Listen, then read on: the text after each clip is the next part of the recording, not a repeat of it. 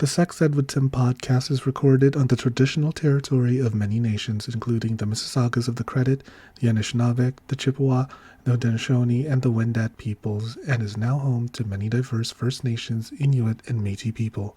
We acknowledge that Toronto is covered by Treaty 13, signed with the Mississaugas of the Credit, and the Williams Treaty, signed with multiple Mississaugas Sex and Ed with Chippewa Tim. bands.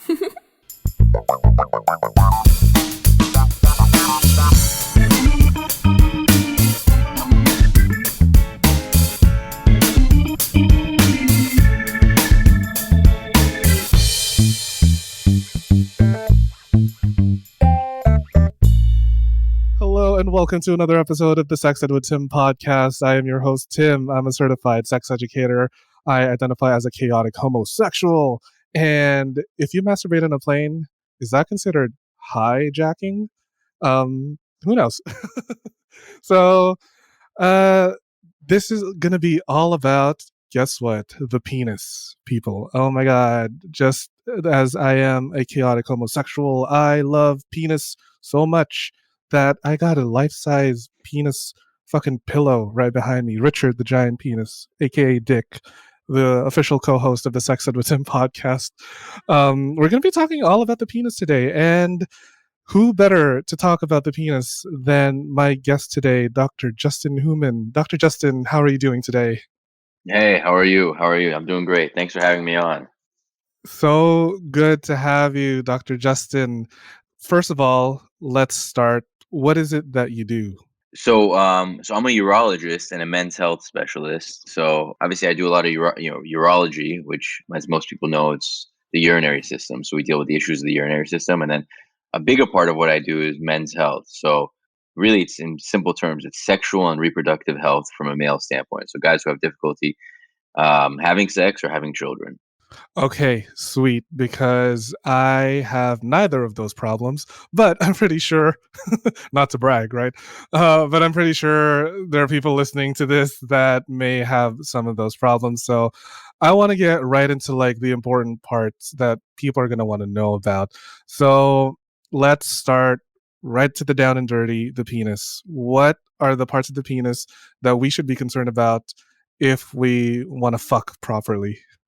Well, I mean, the thing is, the penis is pretty resilient, right? So, it's one of those, there's a lot of things that could potentially go wrong, but we've evolved to this point where even if bad things happen to the penis, injuries, pain during intercourse, overall, things generally work themselves out. But in terms of what could cause problems down the road, a big one is obviously erectile dysfunction, difficulty to gain it, and get a strong erection, and then another more common complaint is difficulty to ejaculate, so ejaculatory dysfunction. That's another big one too. So guys either they prematurely ejaculate or they have late ejaculation, which could cause some hardship in relationships.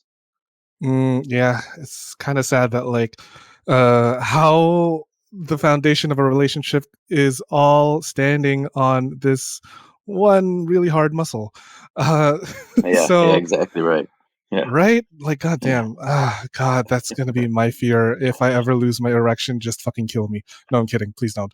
Um, I wanted to ask, like the erection. What happens to the penis during an erection? Because I like people call it a boner, but I'm pretty sure there's no fucking bones in there, right? So, what exactly is going on down there? Yeah, I mean, sometimes it's as strong as bone, but it's not. There's no bone in there; it's just blood, right? So think of the penis. So there's two things that have to happen in order to have a super strong erection or a strong erection in general. It's you have to have blood that not just comes into the penis, but the veins that drain the penis. Basically you have to be able to obstruct those. So as long as there's enough blood coming into the penis, the veins that drain the penis are being constricted, therefore allowing all that blood to stay within the penis, giving you a strong erection. So it's a pretty unique mechanism if you think about the way we've evolved to this point. But it serves its purpose. And the beauty of it is when after you ejaculate, the body's able to relax the amount of blood flow coming into the penis or decrease the amount of blood flow coming into the penis, therefore allowing for those veins to drain all that blood out. I don't know about you, Dr. Justin, but for me, after my first ejaculation, I'm still hard as a rock. I can go for hours on end. Am I abnormal? Like Well, what's no, I happening to mean, me? No, no, no. I mean, there's no normal. Most people fall into the normal category, right? There's a lot of normal. There's no right or wrong, in this sense. But yeah, some people had their refractory time. Some people they could stay hard for even after ejaculating. Some people they able to have intercourse 5 minutes after ejaculating also. So it all depends. But it's all sounds like you're a healthy guy, at least from a sexual standpoint, which is a good thing. I mean, thank you. You heard it here, folks, right from the mouth of the doctor himself. I was an escort for like 4 years, and I would like fuck people for hours on end for like overnight. And I guess I'm just blessed with a really strong cock. But there were times where I was worried that like, am I too hard for too long? Is that a thing? It's a good question. So typically, what we say, there's a concern when you're too hard for too long. It's called priapism, right? And typically, we say about 4 hours. So the idea is back to what I was saying in terms of getting blood flow. So when that blood flow stays in the penis, that's great because it gives you a strong boner, strong erection. But the tissue of the penis needs oxygen. And where's oxygen come from? It's from fresh blood, right? The blood has to be oxygenated, comes into that tissue, provides that tissue with oxygen, and then it moves on. But when that blood is sitting in that area, all that penile tissue, that tissue that's giving you that erection, it starts to lose that oxygen and it starts to die off. So typically, we say if after 4 hours, if you're still having erection after 4 hours, you could compromise, or it could have essentially lead to erectile dysfunction. So yeah, so if you're experiencing an erection longer than lasting than 4 hours, I'm sure you've heard it on all those commercials. You should go to the emergency room to get assessed. Oh Jesus! Have you ever had a patient with a priapic erection? Oh, I mean, more than I could count. Yeah, I Oh mean, so Jesus!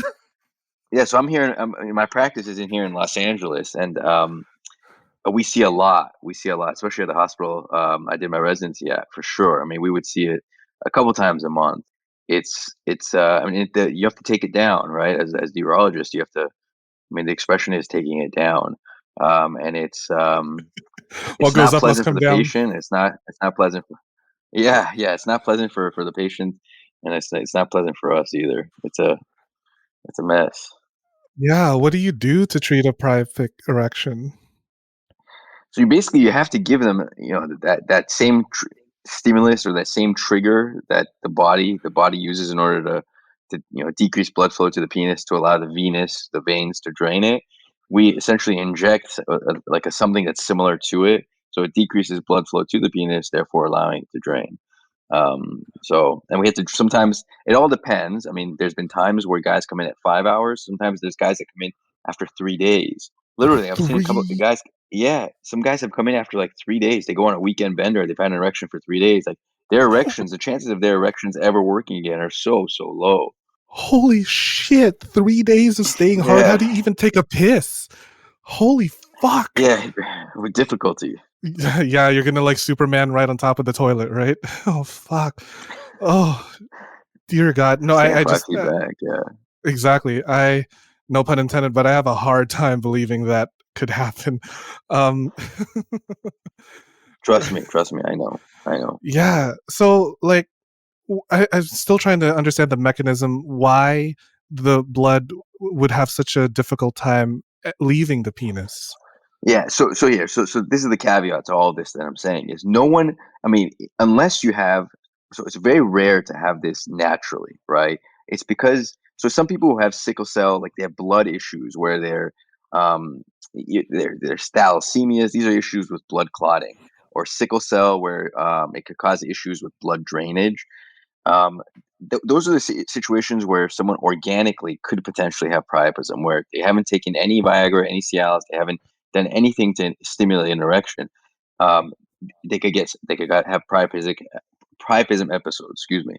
But more commonly, especially, they're injecting their penises with an erectogenic agent that essentially induces an erection. But the problem with these agents are they work so well that they have to dose it, right? You have to dose it to yourself. Everybody has a tailored dose, if you will, and people don't know how much to take, so they're taking 3, 5, 10 times what they're supposed to take, and it leads to, yeah, it's great, leads to a super strong erection, but then what happens afterwards? You get these priapism episodes that definitely cause lingering effects. Besides erectile dysfunction down the long road, what are some of the awful things that priapism leaves in its trail. That's the main one, right? Long-term erectile dysfunction. There's short-term erectile dysfunction and long-term that they potentially could get from the priapism episode. That's really the main one. Sometimes, sometimes they'll have, short term they'll have like penile bruising, swelling, pain, but that all subsides. Oh God, I Yeah. just fuck.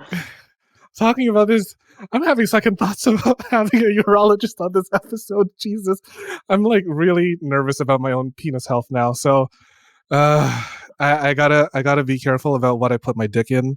I just put my dick inside a massage therapist this weekend, so um, who knows what was inside of him?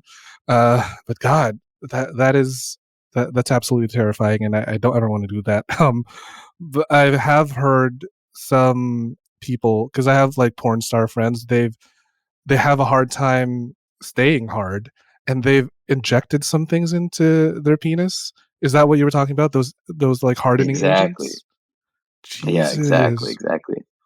Yeah, these erectogenic, we call them erectogenic agents. There's different ones. There's three, sometimes we consider four of them. We usually start with one component. If that doesn't work, we go to two, which is called bimix. If that doesn't work, we go to three, which is called trimix.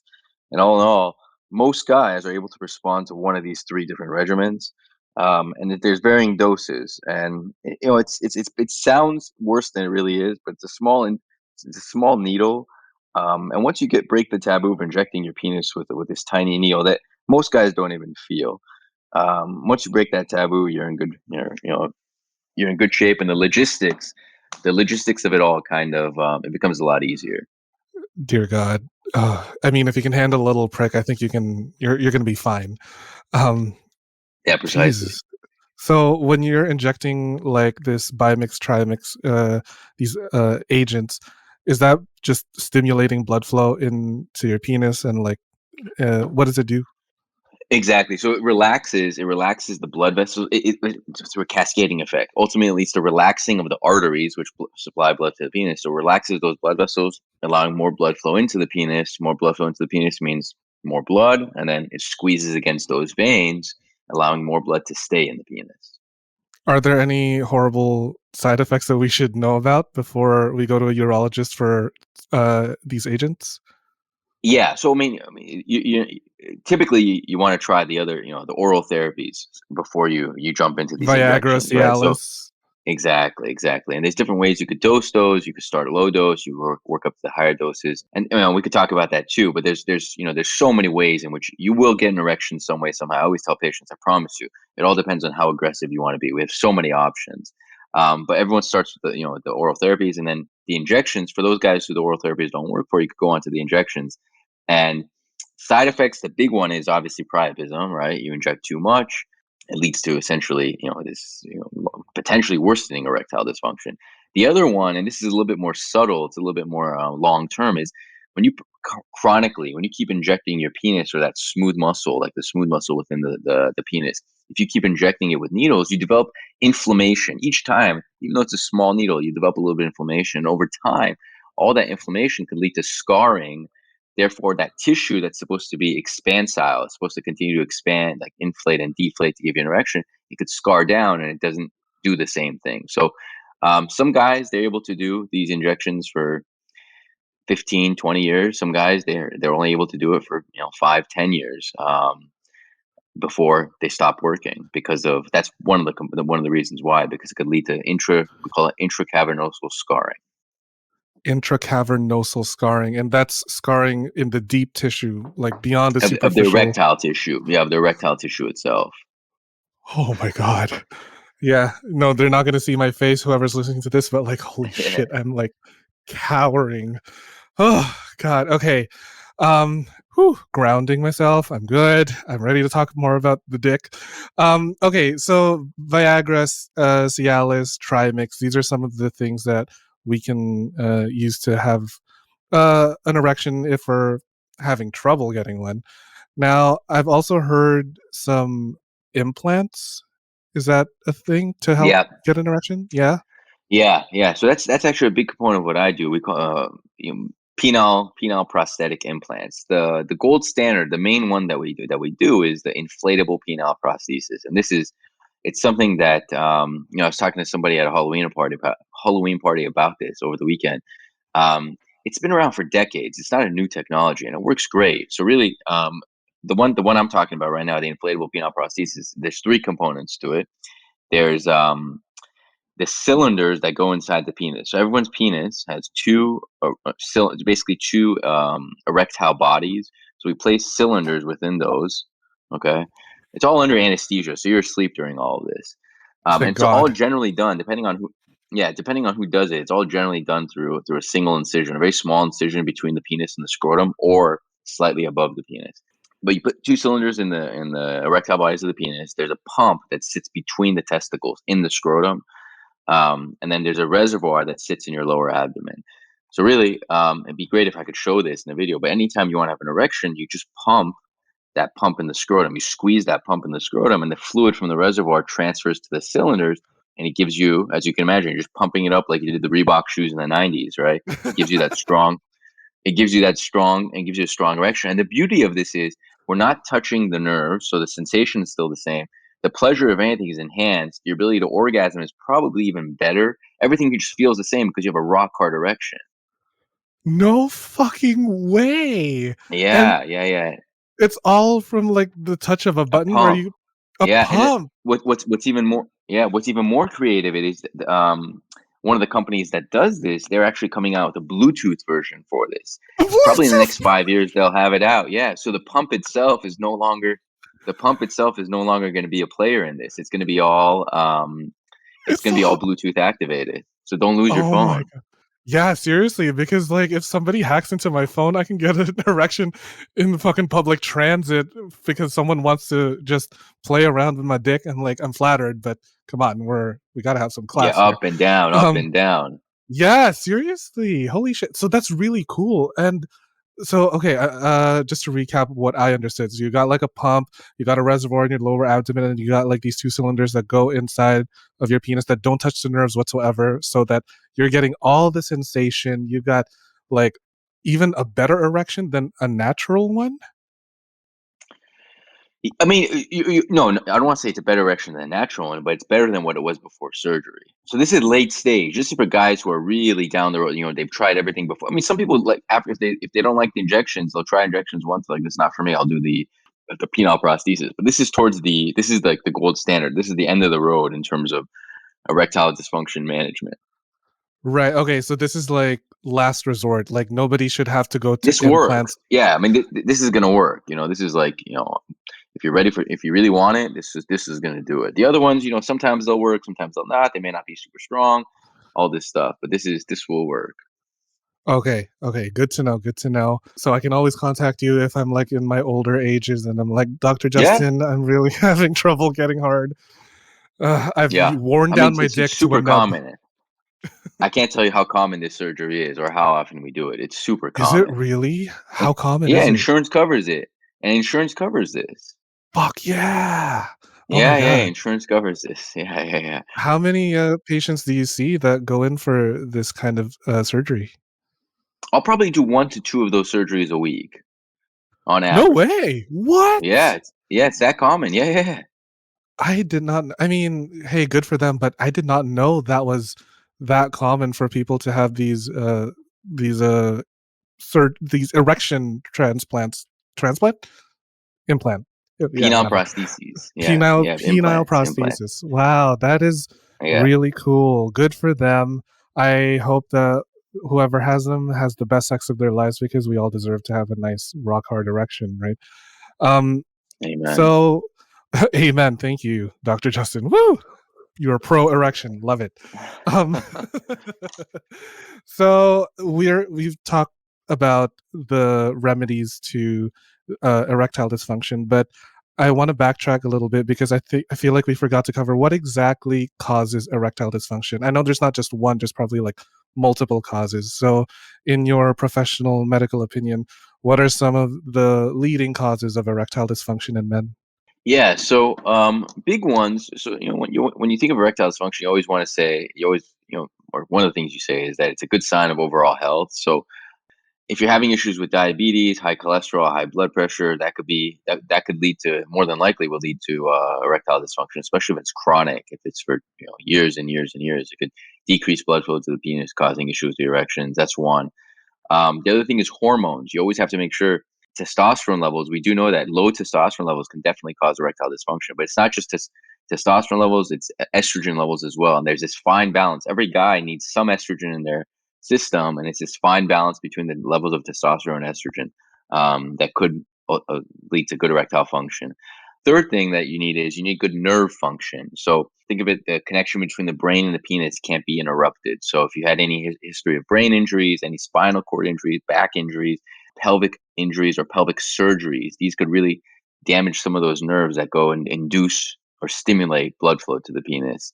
And then lastly, and this is something that's much more common in young guys, is psychogenic or psychological factors that go into it. So typically the story is young guy, he's going out, he gets drunk, and he tries to have intercourse that night and is unable to because of, for whatever reason, he's unable to because he's too inebriated.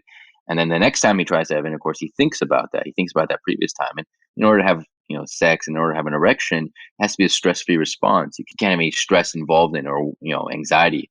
And then if you do, again, your erections start to go down the next time. And it becomes this vicious cycle where, one time leads to two times, which leads to three times, 10, 20, and it becomes this whole thing. And luckily, I mean, there's a good way. I mean, for whatever reason, and there's a lot of patients in my clinic, young guys who actually come in with this, and we have a good way of treating it and addressing it.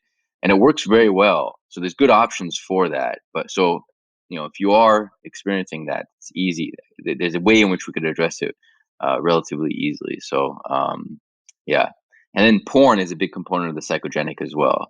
You have to stimulate. You see so much porn. You're watching porn all day, every day.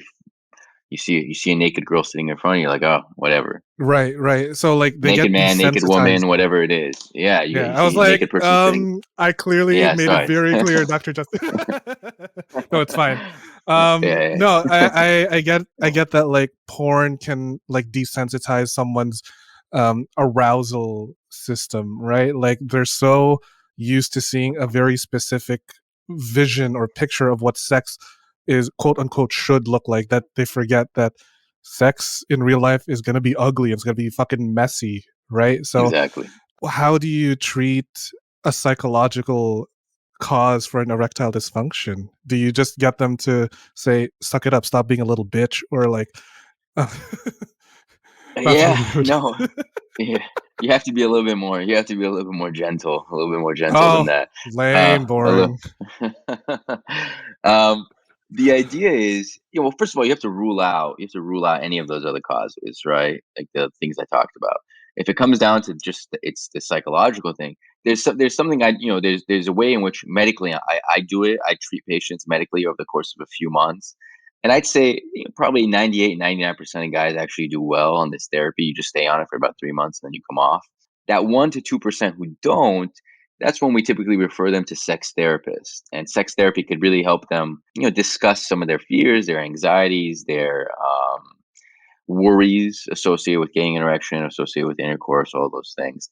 And during COVID, I mean, or shortly after things reopened, I'd probably say like a year ago around this time, a ton of young guys were coming in with psychological or psychogenic erectile dysfunction. A ton of guys, and again, a lot of pornography, like fears and anxieties after starting to date women and men or women, whatever, going out there, fears, anxieties, having issues with erectile function, having issues with getting back out there.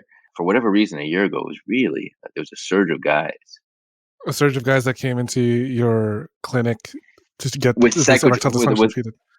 yeah, from like psychological, like psychogenic erectile dysfunction. Wow, business must have been really good for you then, huh? Thank you, COVID. No, I mean, hey, listen, COVID. I mean, yeah, there's the good and bad, I guess. There's a good and bad. There was some. I mean, we got shut down. We got shut down for a while. Oh man, all those untreated penises Yeah, must be all those guys who must wanted inflatable penile prostheses before quarantine, they couldn't get it. honestly, you Dr. Justin, you have my dream job. I would love to just look at penises all day long, but Come on in. You I could think I would shadow just me. Come shadow me for a day. perfect. Can I intern for just Dr. Justin Houman? Yeah, yeah, you could, you Love it. could. Honestly, I will make my way to California and just look at penises and just like academically, like, oh, okay, wow. And then I'll just be like, I know how to treat you. You just come book a session with Sex Ed with Tim, and then we'll. No, I'm kidding. I'm not going to use Easy, you as. easy. That's all you need. That's all you need. We'll be right back after this commercial break. Yes. Hello, all my little sluts. It's me, Mama Slut. Hope you're enjoying the show so far. I just wanted to hop on here real quick to let you in on a sexy little deal. Do you like feeling sexy and looking sexy? Of course you do. Only my listeners are sexy as fuck. I have partnered with fetishwear designer Dale Kuda to bring you the hottest deals on custom jock straps, harnesses, hats, and more. Head over to dalekuda.com, that's DALEKUDA.com, and use code SEXEDWITHTIM at checkout for 25% off the entire store. Yeah, you heard me, 25% off. And cherry on top, free shipping. Oh my god. I have a few of the stuff that he has made for me, and girl, I'm wearing it right now. I'm wearing like a little jock strap so that I could easily just like slip a little butt plug or dildo every now and then here and there. And I'm on the train. I'm just like, thank you, Dale. That's dalekuda.com with the code SEXEDWITHTIM for 25% off your entire purchase with free shipping. With a deal like that, I swear I could come buckets, honey. The show is about to begin. Yes. All right, so moving on to other penis problems. I have an ex-boyfriend. I do not know why I let him have sex with me, but I'm going to describe to you what his penis looked like. And please feel free to drag me for dating this. But okay, imagine a penis staring at you in the face, and it's supposed to look like this. And then the tip is a vertical line. His penis faced left and then started to invert, and he had a second frenulum. So the frenulum I know is normally like on the underside, but his was like on near the top. So I don't know what was going on there. Can you like tell me what the fuck happened? Was that He a was circumcised. mutation? Yes, he was. He was circumcised. Yeah, it's probably. I mean, he probably. It sounds like he had some scarring from the circumcision. Like that frenulum up top, it may have been some adhesions. He may have had some adhesions after, sometimes even before the circumcision. Sometimes that may have been what it is. But and the curvature you're talking, the curvature was during in a flaccid or erect state. Erect. It like face left. It Yeah, was yeah. taking a detour. Yeah, so some guys have that. I mean, there's physiologic curvature where it's normal, and then there's Peyronie's disease, which is usually something that happens later in life, either due to trauma or due to genetic factors. Your penis curves. You develop a curvature with a plaque on the penis that causes Plaque. curvature. Plaque, as in like the thing that builds up in your blood from like meat or smoking? Yeah, yeah. Think of it like that. So think of it like Peyronie's. The way to think about Peyronie's is like a piece of duct tape on a balloon. When you blow up the balloon, that piece of duct tape's not going to blow up. So if you have a long balloon, you put a piece of duct tape on it, it's going to curve in that direction of the wherever that plaque is. It's going to curve in that direction. Holy fuck. Have you had any patients with a really bad case of Peyronie's? Yeah. Peyronie, I do. I see a lot of patients with Peyronie's disease. Sometimes, most of the time, we're able to treat them through injection therapy. What we do is there's a different type of injection where we actually inject directly into the plaque itself and break it up. And then sometimes these guys need surgery. Holy hell. Surgery? So like you have to basically start from the ground up? No, we just remove the plaque with Oh, you with remove the surgery. plaque. Okay, and then it just Yeah, goes normally, like starts to curve normally then. yeah. Okay, but like how do you explain his dick making a full turn, kind of like in Yeah, NASCAR? that's part of it. Yeah, that's part of it. Like sometimes they corkscrew a little bit too. It's not just a curve. Sometimes it corkscrews. Oh my god. You know what? I hope he never gets cured because he cheated on me. But God. I hope he dies with an ugly dick. Good. Wow. Okay. So that kind of gives me an incentive to not eat so much greasy food, because now I know that's going to like really fuck up my boners. And Yeah, like it does, right? So diet really does affect our ability to have a good erection, penis yeah, health overall. definitely. So look, I mean, people ask like, is there a diet I should be on that's good for my penile health, or is there what can I do in order to make sure I have good erectile function for the rest of my life? And the easiest way of saying it is whatever you do that is good for the heart is good for the penis. So like a, diet in terms of lean proteins, leafy greens in terms of vegetables. If you have carbohydrates, have complex carbohydrates. Minimize any of these fatty proteins, and then alcohol, cigarette smoking, vaping. Those types of things could cause long term, if you especially binge drinking and a lot of cigarette smoking, can cause issues with not just your heart and your blood vessels, but your penis as well. But I can drink like on occasion, like a social drinker, right? But not to like alcoholic Yeah, levels is yeah, fine, right? yeah, yeah, yeah, yeah, yeah. Okay, yeah, because drinking is the only way I can like build up the courage to talk to a guy and be like, "So I got a big dick. Do you want to ride it?" Okay, I'm not that like crass, but still, you know what I mean. Like, as long You're not, as yeah. it stays within reasonable limits. Like, I'm not fucking passed out on the floor. My dick is still good to go for business. That's what I'm talking about. Good, good, good. Okay, cool, cool, cool. All right, now I'm going to raise the quote unquote big question that I feel like everyone listening to this has on their mind. Does size matter? I guess that's a best question asked to whoever you're with. So it's a very difficult question to answer because it all depends on your size versus your partner and their, I guess, size of their receptacle. It's a very relative question. So yes and no is the best way of saying it. I wish I could take a little bit more of a hard stance on that, but it really all depends. There's so many variables involved in this that there's numerous ways to look at this. There's numerous ways to look at it. All right, fine, but like, you know, people with a penis, they're gonna be like, "Am I too big? Am I too big? Yeah, right. You're ever gonna ask that? Am I too small? Like, what is our baseline measurement to know that we're within normal range, that we're not like a freak of nature?" No one really ever comes in complaining about having their penis being too big. And to be honest with you, no one has actually to this day, no one has come to my office and been like, "Look, actually, I take that back. I think there was one person that came in. They're like, "Look, my penis is too small," and ironically, his penis was huge. He had a yeah, he had a huge misconception. He had a very false sense of what normal is and what abnormal is. Right? Um, Yeah, but the thing is, like, is the penis too small? Again, it all depends on who you're asking, right? So that's all it depends on is what they're used to, their anatomy, their level of pleasure, the size of their receptacle, if you will. There's so much that goes to it. There's so much.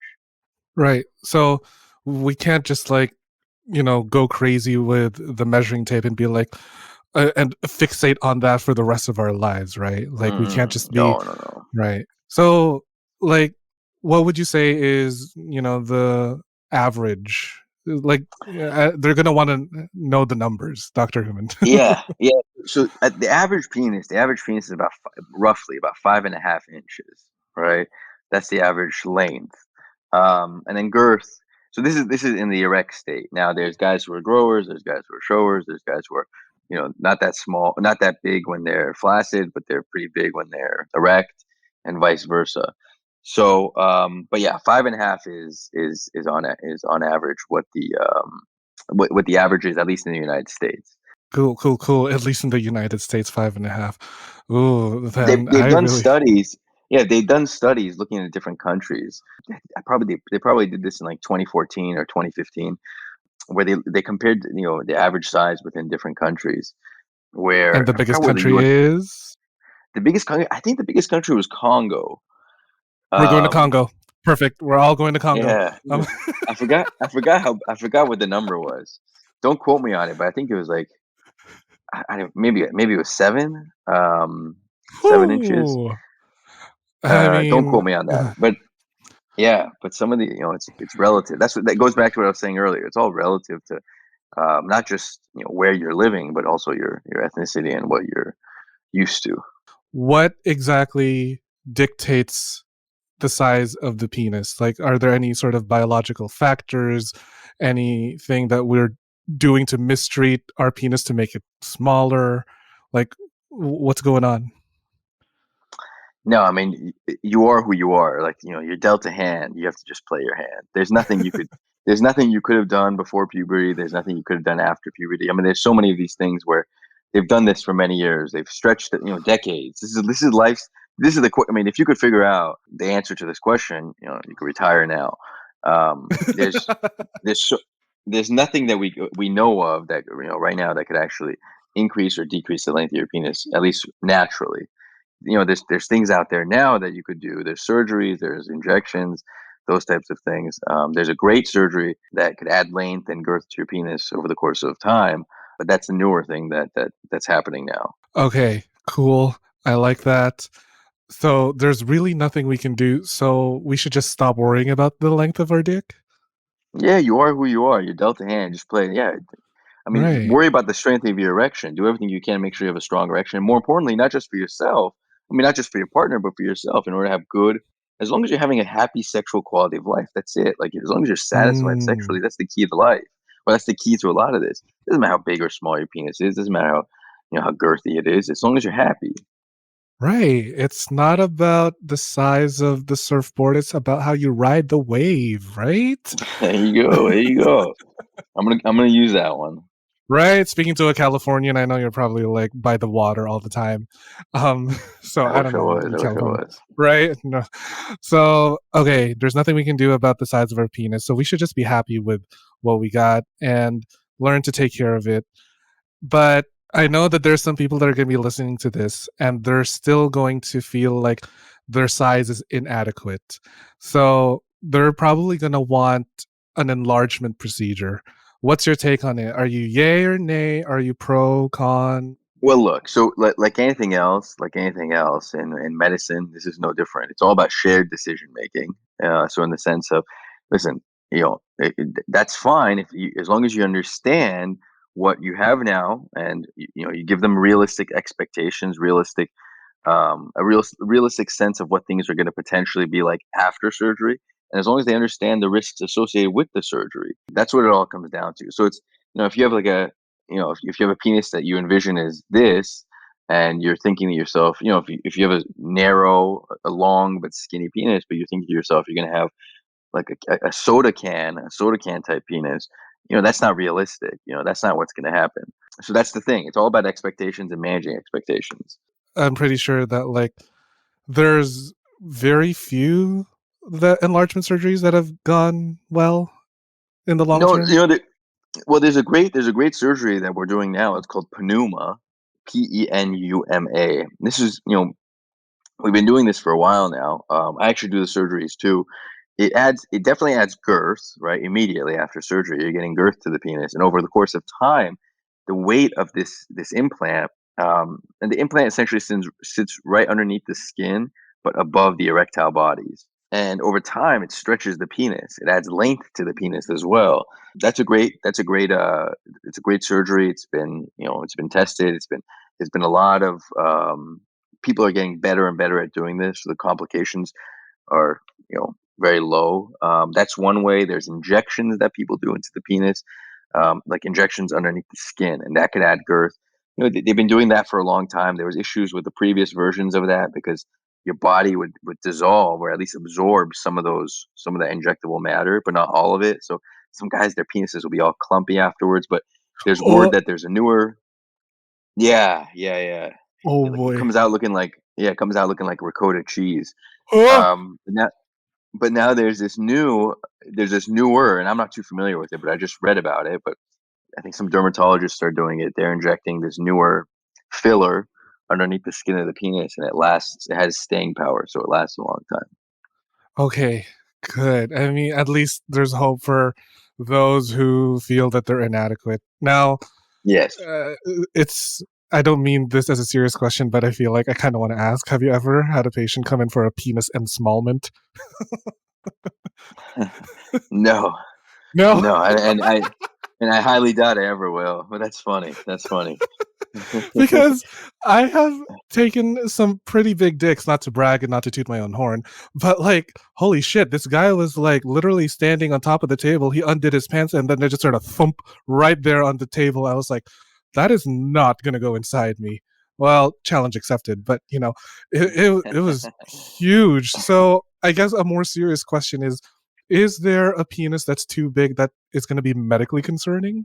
I guess the short answer is no, but the long answer would be maybe, because depending on depending on the size of the receptacle, you could cause some trauma there, right? So whether it's the vagina or the anus, it could cause some damage if it's or not damage in the sense of permanent damage, but it could cause you're pushing against some things that typically aren't used to being pushed. Yeah, that's true. This guy did like call me the next day and said that there was some bruising on the tip of his dick, and I was like, "Well, it's not my fault that your dick is so huge, and go see Doctor Houman instead." Um, yeah, no. So I guess my concern more is like now I sound like I'm bragging. If I had a really big dick that reaches my knee, should I be concerned about something? You know what I mean? Like, am I a freak of nature for having an elephant trunk of a penis? No, no, not at Okay, all. great. You're fine. No, no. I mean, listen. Hey, you're dealt a hand. Play that hand. Perfect. Okay, Everyone's good at. so Yeah, everyone's been given some God-given abilities. That's yours. and my God-given ability is to make you come within 30 seconds because I'm just that There you good. go. Um, There you go. speaking of coming, let's talk about the penis and its ability to orgasm. I specifically want to ask about, is there a normal time for a penis to have an orgasm, or is there such a thing as or coming too quickly that it's considered a premature ejaculation? Premature ejaculation is not defined by so much as a time. It's more so a issue of it's defined by your partner wanting you to last longer, right? So essentially, leading to sexually dissatisfying intercourse between you and your partner. So one person's satisfied, but the other partner's not because they're because you're finishing too soon. So time wise, if someone's lasting 30 seconds, but the partner's satisfied, hey, all right, I wouldn't define that as premature ejaculation. But at the same time, if someone's lasting 30 minutes and their partner's still not satisfied, I wouldn't just, I wouldn't say that's premature ejaculation either. Those are the extremes I'm talking about. So um, that's so really you have to. It's not so much timing in terms of seconds, but more so it's this interplay between the both partners. I like how you say both partners, whereas I have multiple partners. Thank you very much, Dr. Justin. Um, Even better, even better, even better. okay, All partners. so all partners involved, right? So there really is no such thing as a quote unquote premature ejaculation. It's really more on just the experience that we have Yeah, no, there in the is bedroom. no. Yeah, no. Let me correct there is premature ejaculation, but Oh, okay. It's not defined by time. It's defined by your partner wishing that you could last longer. Okay, okay. Cool, cool, cool. Got it, got it. Does that make So sense? I really just need to find a partner that is going to be happy with whenever I want to come. So Yeah, right. yeah. Now, what if in the case where we can't come? Is there something going on within the brain, or like I okay, I'm hard, I can fuck, but I just can't have an orgasm. Is there something of concern there? That's a good question. So, in orgasm itself, there's a lot of things that go into it. So, similar with premature ejaculation, delayed ejaculation or anorgasmia, like an inability to orgasm. Some people experience that. There's there's a lot of things that are involved in both these nerves. So, one thing is guys will come in with they have poor erections, they don't have great erections, and they also say, "Hey, listen, I can't orgasm." But if you fix their erections, their orgasms get better. So the idea is like, think of it like the strings of a guitar. If those strings are loose, you're not going to really make a sound. But if you make those strings very, very tight, very taut, it's going to easily make a sound. Same thing with erections and orgasm. If your erections are super strong, your ability to, all those nerve fibers that are going towards, all those nerve fibers that need to get friction in order to stimulate an orgasm, all of those are going to be tight, tight, tight. And then therefore the threshold to firing or threshold to having an orgasm is a lot lower. So it's a lot easier. That's for one of the components. The other one is there's a hormonal basis to this. There's something, we have to look without getting too technical, but there's some hormones in the brain that we have to look at. There's obviously testosterone, estrogen we have to look at. And depending on what the appropriate diagnosis is, depending on what the workup shows in terms of what's causing this, there's different treatment options in order to address both premature ejaculation as well as delayed ejaculation, not being able to orgasm. Ooh, okay. So what goes into the treatment of delayed ejaculation or the lack of? Like, do you just kind of, masturbate a little bit more to like, okay, I can finally like start to feel something? Or do you make it more sensitive to stimulation? So what you do is, again, I mean, I wish I could give you a straightforward answer to this, but it's not easy to stimulate more sensation, but a lot of times there's a hormonal issue causing this. So by decreasing some hormones, increasing other hormones, we're able to balance you hormonally, and by doing that, it leads to better or easier ability to ejaculate. Okay, cool. So hormone control, like through shots or something, or Yeah, uh, medications. Sometimes there's a hormonal imbalance in the brain that's causing this. okay. So theoretically, those like treatments we were talking about earlier for erectile dysfunction could lead to an inability to orgasm because it's too tight. The fibers are too tight or too wound up. No, the opposite. The stronger your erection is, the easier it is to orgasm. Okay, got it. Okay, because Yeah. uh, I was like, you said too tight, and I'm just thinking, could it be like too hard? Could there be such a thing as a too hard of an erection that I can't come? Mm-mm. I Okay, mean, very rarely, but usually the stronger the erection, the easier it is to orgasm. okay, sounds good. I'm just gonna have Yeah, to really do some more Kegel exercises and like weightlifting for my dick then. that's um, right. That's right. Good penile right. exercise. Oh, okay. So you can confirm this that Kegels and like those weightlifting with a towel is a good exercise to build up a stronger erection. I mean, there's people who, I mean, Kegels. Listen, Kegels are good for pelvic health. They're good for orgasms. That's for sure, because those are the muscles that are being stimulated in order to trigger an orgasm or give you sensation pleasure. So by Kegels will help with, it could help with giving you a stronger orgasm, more pleasurable orgasm. But in terms of erections, that there's some studies that say yes, some that say no. It doesn't hurt you, I'll tell you that much. So is It's it harmful to do it? No. as long as it doesn't hurt. I just want to be able to fuck until my deathbed, Dr. Justin. Listen, and I mean, you will be able to. This, like I said, there's so many ways. There's tons of options out there. You'll Okay, be all right. great. Awesome, because I literally just want to come and go. Die by orgasm, right? Now, earlier you did mention that part of your job in urology is talking about fertility. I want to briefly touch on this because I'll never get pregnant. um, but there are people that are going to listen to this and they're going to worry about shooting blanks. So, is there uh, what exactly is causing male infertility? Yeah. So I guess there's a few things in simple terms. There's the way to break it down is anatomy. Some people anatomically, very rare, but some people are born without a vas deferens. The vas deferens is what connects the testicles to the urethra and to the outside world. So some people, they just don't have either one vas deferens or both. And when you ejaculate, no sperm comes out.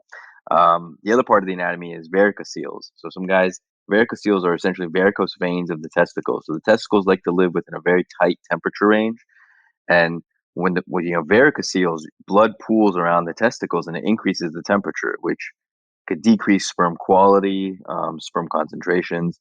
That's the anatomic issues. The other one, like erections, hormones are very important. So testosterone, making sure you have good intratesticular testosterone levels are good for sperm production and sperm health. The other thing is lifestyle. This is a big one. This is a big one. So smoking, binge drinking, vaping, marijuana smoking, saunas, jacuzzi, steam rooms, anything that increases testicular temperatures, that could definitely cause infertility or at least fertility issues. And then lastly, genetics. Unfortunately, we're dealt a hand. Some people, their genetic makeup doesn't allow them to produce sperm. Now, as advanced as we are in medicine these days, there are probably hundreds, maybe thousands of genes that control male fertility. At this point, we only know four. At least we only know four that we're testing. So our genetic workup is it's what we have, and but there's definitely a genetic component to male infertility as well. So those are the four things. Right, right. And how do you normally like increase your sperm count then? Besides change in lifestyle. Yeah, so let's say you have a varicocele. There's a surgery. There's an outpatient surgery under a microscope that we're able to help. What's called a varicocelectomy, where we're able to address that varicocele and basically block off those veins that are pooling around the testicle, that therefore leading to increase or decreased testicular temperatures. So the sperm are healthier. If it's genetics, the genetic workup is tough. A lot of times we have to go back. A lot of times we actually have to go directly into the testicle and take sperm out, or at least go looking for sperm. That's like the end of the road. That's the last resort. You actually have to go directly into the testicle to pull things out. Hormones, a lot of times you're able to just naturally stimulate testosterone production. But a big one for anybody who's interested in having kids, anybody, is just try to live a good, clean quality of life. So I'm not saying don't drink at all, but if Everything you're in binge drink, moderation. everything in moderation. But I mean, with alcohol. But like marijuana, we do know marijuana causes issues. Cigarettes, definitely. Vaping, and like I said, sauna, steam room, jacuzzis. I can't tell you. People are spending 15 minutes in the jacuzzi every day while they're trying to have a kid. You're not doing yourself any favors. Ooh, boy, it's a Hot good thing. yoga here in Los Ooh, Angeles. Hot yoga is a big one. Everyone loves hot yoga. That causes increased testicular temperatures. damn. Oh shit. Well, it's a good thing I only come inside a guy's ass and there's no chance I'm gonna get anyone pregnant. Thank God. Um so I wanted to cover very briefly. I know we're almost out of time, but do you watch out for patients' prostates in your line of work as a Yeah, urologist? Yeah. What are some of the things that we yeah. should be concerned about with prostate health? Yeah, so two things. The prostate, this is a big component of what we do as urologists, but the prostate, as we age, the two most common things that happen to it are either enlargement, so like the benign growth of the prostate, or cancerous growth of the prostate cancer. Those are the two things. So as most guys, as we age, we're gonna start waking up in the middle of the night to urinate. Our stream's gonna be weaker. We're gonna go to the bathroom more often in general, just because the prostate's like a donut. Think of the middle of the donut as the channel in which urine goes through. As we age, the prostate does a couple things. Either the outside of the outside of the donut grows, the inside of the donut grows, or both. So as you can imagine, if the inside of the donut is growing, that channel, in order to excrete or to urinate, it's a little obstructed. So with that, you're not able to empty the bladder as much or as well as we age. So because it's so common, we have so many options for it. Again, similar to erectile dysfunction, we have oral medications, we have office procedures, we have surgeries that address this benign growth. Now, the other one is prostate cancer, and prostate cancer is a very common cancer. And the beauty of prostate cancer really is, if you're diagnosed early, or diagnosed, basically, if you're screening for prostate cancer, if you're getting screened for prostate cancer annually, it's very hard to die of prostate cancer. And the screening for it is a PSA test. It's a blood test that checks. There's a prostate specific antigen that's in our bloodstream. That's what PSA stands for, and it gives us a sense of what's going on in the prostate. And as that number rises, if it rises too fast or if it stays elevated for a period of time, it gives us a sense that there may be something going on in terms of a cancer standpoint. We can get a prostate MRI in order to look inside the prostate and then potentially get a biopsy depending on that. But typically, people, this is the thing if there's one message that we could take from this whole prostate cancer thing or prostate is if you have a family history of prostate cancer, a father, a brother, an uncle, you are increased risk of prostate cancer. So generally, if and this is different bodies will tell you or different medical associations will tell you different things, but if you have a family history of prostate cancer, or people or people close in your family, male, like I said, fathers, brothers, uncles that have prostate cancer, getting screened at the age of 40 is important. Just check a PSA at the age of 40 to see where you're at. And avoid having to go to the urologist and getting a finger inside of your ass. That really Yeah, embarrassing procedure. yeah. Some people use fingers. Some people use other fingers. Yeah, Hear yeah. that one joke about the guy who went to the urologist and was asking for a prostate exam, and then the doctor shoves his finger inside, and then it's like, "Oh, it looks like you're good." Patient goes, "Doc, can you put two fingers in?" It's like, "What's wrong with one finger?" I kind of just want a second opinion. No, I haven't heard that one, but that's good. That's good. I'm guessing the same procedure or concerns will apply to, say, testicular health, with worrying about testicular cancer. Same thing with prostate cancer. That at around the age of 40, that's when we should start going to see you.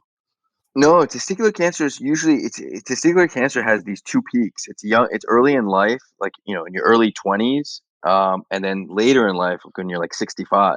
So testicular, self check if you're a guy in your late teens, early 20s, mid 20s, even into your late 20s, doing regular testicular exams while you're showering is very important. Just take a feel. As long as it all feels the same consistency, soft, you don't feel any hard areas, you don't feel any new areas of concern, you're good. I mean, you should be good, but self exams are very important. But testicular cancer is not something in your 40s. Like I said, it's bipolar distribution. It's early on and then later on. Okay, so testicular cancer is early 20s to like early 60s, whereas prostate we should start getting that checked within our 40s range. Yeah, yeah. So, testicular, you peak. There's a peak in the 20s, and then there's a peak in the late six or the mid 60s. In Okay. between, the incidence of testicular cancer when you're 30, 40, 50 is pretty low. Okay, good. So as a 20-something-year-old, I should be going to see Dr. Justin Houman for, uh, you know, for my regular It's a checkups men's now. health, yeah, men's health checkup, for everything. Yeah, absolutely, absolutely. And I think our generation of guys were much more proactive than previous generations. We're much more involved in our being protective of our health and making sure that we're preventative. We're acting preventatively rather than reactionary. So these are all important things, and I think it's very important for all guys who have these issues. I always say this: you're not alone. If you're experiencing erectile dysfunction, infertility, you're not alone. I can't tell you how often it is that I see this every single day. So if you are experiencing those issues, feel free to talk to anybody about it. Oh, I love that. If you're having trouble getting it up, or if you're having trouble with shooting blanks, you're not the only person. You're not that special. No, I'm kidding. So, thank you so much, Dr. Justin Houman, for all of your intelligence, all of your wisdom, and I just want to give the listener something to take away. Any sort of parting words of wisdom to take away from this episode? Yeah, I mean, that last sentence that I would say again, I'll say it. I mean, it's that what these issues. I think we're erectile dysfunction, sexual dysfunction as a whole, and infertility. These are things that are becoming. We're seeing much more of it these days. Not because it's a product of modern society. It's a topic that people haven't talked about for decades, and younger guys are much more comfortable talking about it because there's doctors like myself, and there's doctors, there's sex therapists like Tim who are talking about these things, sex educators. So it's just bringing everything to light. And so if you are experiencing these issues, be proactive, talk about it. You're not alone. You're not the only one. Not to make you feel not special, but a lot of people experience this. So feel free to reach out, and you could reach out to me. I'm based in Los Angeles. You could find me on social media, justin.houman.md on Instagram, or you could just look up my name, Justin Houman on Google, Houman. Perfect. I will put all that in the show notes. You can expect to get a wave of patients coming your way, and use discount code SexEdWithTim for. No, I'm kidding. I don't know. I'm kidding. Oh, wow. So thank you so much, Dr. Justin Houman, for everything this episode. If you're listening and you've made it this far into this chaotic ass recording, just make sure to get checked, make sure to watch over yourself, and, it doesn't hurt to jack off a little bit every now and then. Good for your genitals. And with that, listeners, thank you so much for listening to another episode of the Sex Ed with Tim podcast. Make sure you rate, review, and subscribe wherever you listen to your podcasts. And with that, goodbye, good night, and I will see you at the next one. Bye. Thanks for listening to the Sex Ed with Tim podcast. Sex Ed with Tim is created and produced by me, Tim Lagman. Music is Aces High by Kevin MacLeod. Follow me on Twitter and Instagram at GaySlutClown and at Sex Ed with Tim. You can also like and follow me on the Sex Ed with Tim Facebook page. If you enjoyed the show, please rate, review, and subscribe on Apple Podcasts, Spotify, or wherever you get your podcasts. Even better, you can also support the show on Patreon, where you can get early access to ad-free episodes and more. Thanks for all your support, you dirty little slut. Mwah.